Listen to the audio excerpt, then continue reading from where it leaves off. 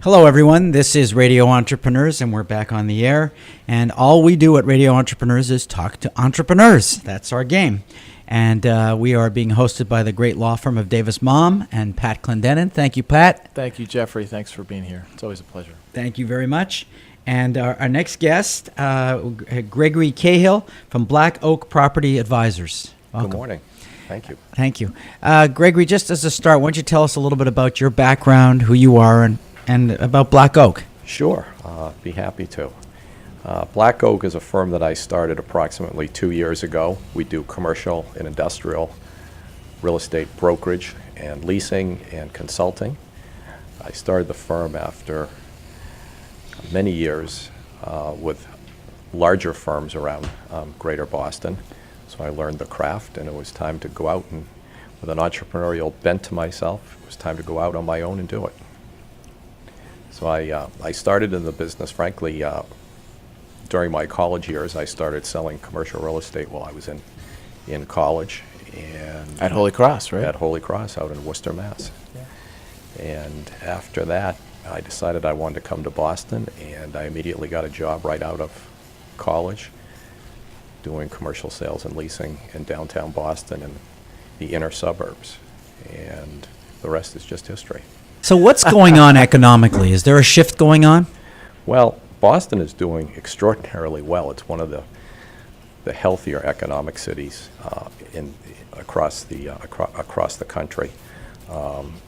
Unemployment is the lowest that it's been in 15 years here in Massachusetts, and it's well below the national average as well. It's being led really by the healthcare and educational sectors. Although within that healthcare is obviously pharmaceutical and biotechnology is doing very, very well too. A lot of it has to do with the intellectual capital that we have here in Boston, which has attracted, for instance, GE to relocate their headquarters here. Reebok has expanded greatly here. PTC, which is out in Needham, has recently announced they're going to move 1,000 employees out to the seaport. What are the things that are hard for you keeping up with in this marketplace? Keeping your knowledge up is perhaps the most difficult thing in deciding or choosing which publications and which websites and which blogs to follow, because we're just in this information world.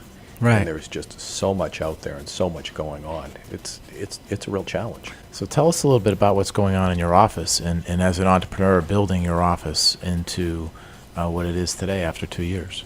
Well, frankly, Pat, it's been better than I imagined it could be. I always knew it would be a success, but we're basically a boutique firm.